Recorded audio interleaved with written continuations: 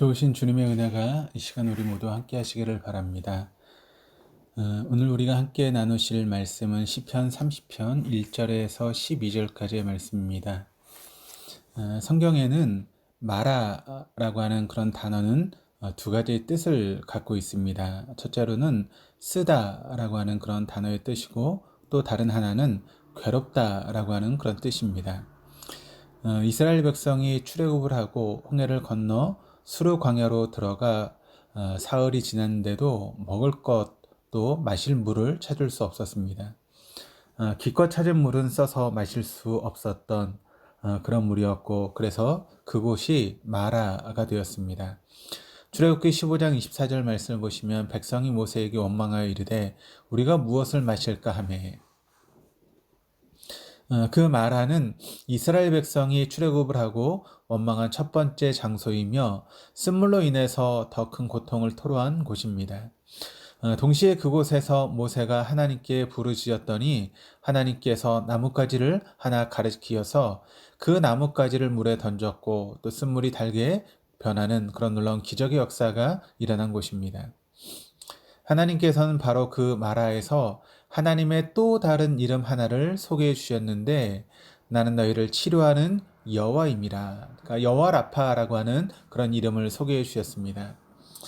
한편 룻기 1장 20절에 보면 나오미가 그들에게 이르되 나를 나오미라 부르지 말고 나를 마라라 부르라.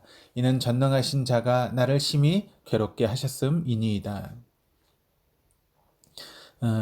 나오미의 이름은 시락이라고 하는 그런 이름입니다. 그런데 시락이라는 이름의 나오미가 자신의 남편을 먼저 보내고 이후 두 아들까지 잃자 망연자실하여서 자신의 고향이었던 베들레헴으로 되돌아갑니다. 그녀를 오랜만에 본 성읍 사람들이 이르기를 나오미냐 곧 시락이냐라고 부릅니다. 그러나 그녀는 대답이 아니요, 이제 나를 나오미라 부르지 말고 마라라고 부르라고 이야기를 합니다. 마라라고 하는 것은 괴롭다라고 하는 그런 뜻인데, 괴롭다를 자신의 이름으로 삼을 만큼 힘들었지만 하나님은 그런 나오미를 끝까지 지켜주셨습니다. 그러니까 마라는 단지 괴로움과 쓴물을 경험하는 장소만이 아닙니다. 그 마라는 비로소 인간이 마음과 시선을 나에게서 하나님으로 옮겨지는 곳입니다. 바로 그 마라에서 여호와 라파의 하나님을 만나게 됩니다. 오늘 본문이 바로 마라를 경험한 다윗이 하나님께 마음과 시선을 옮겨드리는 찬송의 시입니다. 1절에 여호와여 내가 주를 높일 것은, 즉 미래형으로 되어 있고, 나머지 9절은 즉 2절 나를 고치셨나이다, 3절 무덤으로 내려가지 아니하게 하셨나이다. 그러니까 과거 시제로서 어떻게 하나님께서 그를 고쳐주셨고 또 스올에서 건져주셨는지를 고백하고 있습니다. 이어 다윗은 4절 5절에 하나님을 찬양합니다. 주의 성도들아 여호와를 찬송하며 그의 거룩함을 기억하며 감사하라. 그의 노염은 잠깐이요 그의 은총은 평생이로다. 저녁에는 울음이 깃들지라도 아침에는 기쁨이 오리로다. 이 4, 5절에 나타난 찬양의 두 가지 큰 특징은, 첫째로 성도들아 라고 하는 복수로, 즉 하나님께 함께 예배하는 공동체 안에서 하나님의 이름을 높일 것을 선포하는 것이고, 두 번째로는 저녁은 울음으로 시작하나 아침에는 반드시 기쁨으로 마무리될 것을 고백하고 있습니다.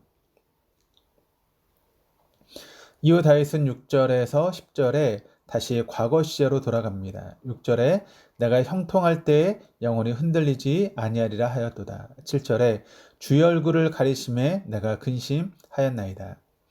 즉 6절과 7절의 다윗이 그가 그의 부와 권력을 영원한 것이라고 믿었지만 바로 그때가 하나님의 얼굴이 가리워져 근심 속에 빠져들었던 시기이고, 동시에 다윗의 마음과 시선이 자신에게서 다시금 하나님으로 옮겨진 때임을 고백합니다. 10절에 이렇게 고백을 합니다. 여호와여 들으시고 내게 은혜를 베푸소서. 여호와여 나를 돕는 자가 되소서 하였나이다. 나 자신으로부터 다시 하나님께로 마음과 시선을 옮겼었음을 고백하고 있습니다. 그리고 다시 11절에 나의 슬픔이 변하여 내게 춤이 되고 나의 팻옷을 벗기고 기쁨으로 띄우셨나이다 라고 고백합니다. 그러니까 슬픔이 변하고 죽음을 상징하는 옷, 팻옷을 벗겨지고 결국 기쁨의 옷으로 갈아입게 되었다라고 하는 그런 고백의 말씀을 하고 있습니다. 즉 4절에서 5절에서처럼 저녁은 슬픔일지라도 아침이면 기쁨으로 바뀔 것을 다시금 다른 어구로 고백하고 있는 것입니다. 마침내 12절에 다윗은 찬송시를 마무리하며 다시금 시제를 미래형으로 바꿉니다. 내 영광으로 찬송하게 하심이니 여호와 나의 하나님이여 내가 주께 영원히 감사하리로다. 다윗은 시편 30편을 통해 성전에 올라가며 내려올 때 맞이할 환희를 상상합니다. 다윗은 인생에서 반복되는 마라를 안고 성전에 올라가지만 동시에 내려올 때는 품게 되는 희망과 기쁨을 미리 찬양하고 있습니다.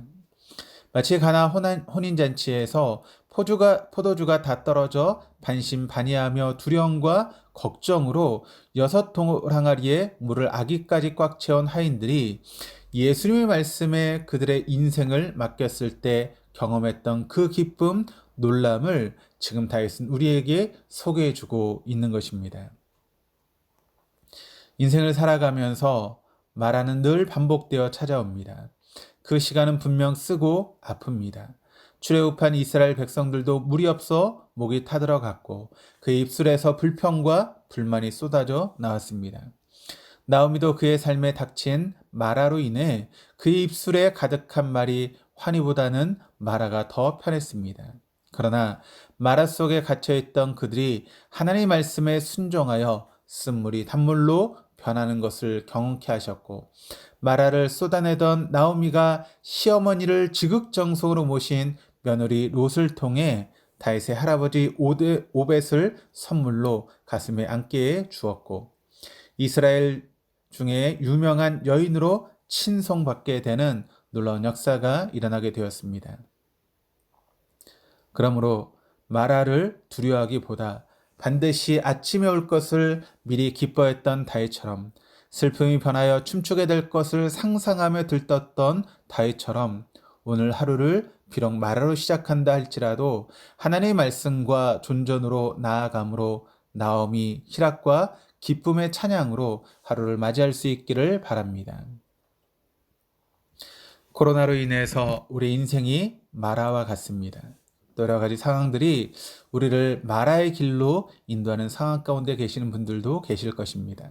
그러나 하나님은 그 마라를 기쁨으로 바꾸실 것입니다. 그 마라를 하나님의 놀라운 은혜 가운데 실학의 모습으로 바꿔 가실 것입니다. 그 하나님을 신뢰하고 믿음으로 주님을 바라볼 수 있는 저 여러분의 삶이 될 수 있기를 주님의 이름으로 축원합니다. 기도하시겠습니다. 비록 무화과 나무가 무성치 못하며 포도나무에 열매가 없으며 감람나무에 소출이 없으며 밭에 식물이 없으며 우리의 양이 없으며 외양간에 소가 없을지라도 여호와로 인하여 즐거워하며 구원의 하나님으로 인하여 기뻐하며 살아갈 수 있는 우리 동독의 모든 교우 다 되게 하여 주옵소서. 존귀하신 예수 그리스도의 이름으로 기도드립니다. 아멘.